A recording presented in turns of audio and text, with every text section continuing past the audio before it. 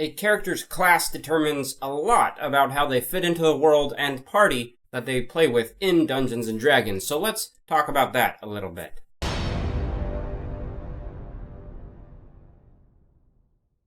Welcome back, fellow Game Masters. I'm Richard Quiner, and today we're continuing our character building exercises and information by talking about character class and how that's important to your character. The quickest way to describe a class in Dungeons & Dragons is that your class is your character's job. It's their profession in the world they live in. It determines what skills and special talents your character will have to interact with the world around them, as well as which weapons and armor they are actually good with. And for those that are spellcasting classes, it will determine what kind of spells and how many spells you can cast in a given day or time period in your game world. Now, talking about all these things, the different talents and abilities that you might have are going to be called features in Dungeons & Dragons terminology, where the weapons and skills you'll be using are going to be called proficiencies. When working in an adventure party, the class also determines what kind of role your character will take in the bigger group. Some of the potential roles are the sneaking around and stealing things. There are the dealing damage in high amounts kind of role. There's also the healing class that comes into play. And of course, there's the frontline combatant role, where they take all the damage and let the other players move around freely. All these different roles or classes also determine what kind of hit points your character will have. A wizard will have much less hit points than, say, a barbarian, and that's determined because of the class they choose. And the last thing your class will determine about your character is their future. The great thing about Dungeons & Dragons, or one of the great things about it, I would say, is that it lays out a clear path for each character class.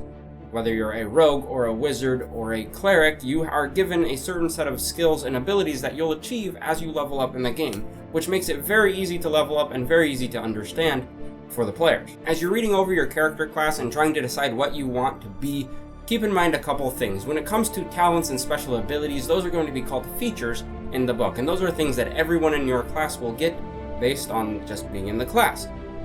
If you are dealing with skills and weapons and things you are good at, those are going to be called proficiencies in the book, and you'll see that listed several times throughout reading about the classes. Also keep in mind that each spellcasting class works slightly differently. A wizard does not work the same way as a sorcerer, and a sorcerer doesn't work the same way as a warlock. You need to keep that in mind as you're reading up on these different classes and read how these classes actually work. And just like yesterday's video, I'm going to touch on a couple of the main basic classes you can find in Dungeons & Dragons. I will be doing other videos later about, each class more in depth, but this is just a brief overview of a couple. The Wizard is a spellcasting class that uses intense study and learning from books to learn how to harness the powers of magic in the world around them.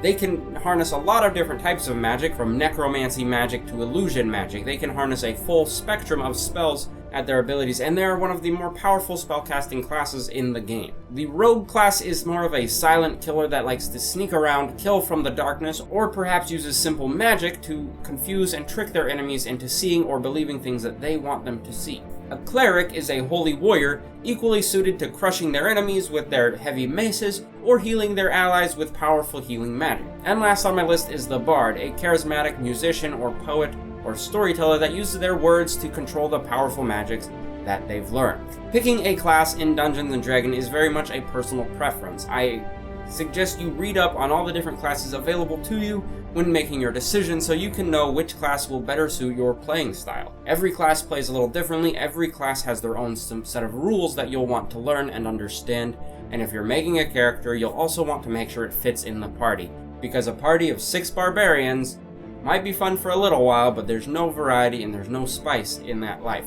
So consider that as well when picking your class, what will fit well in the group that you are playing with. I hope this short video has helped you understand character classes a little bit more. I know it's just a brief overview, but that's what all these videos are about. Come back tomorrow as we talk about backgrounds and personality traits.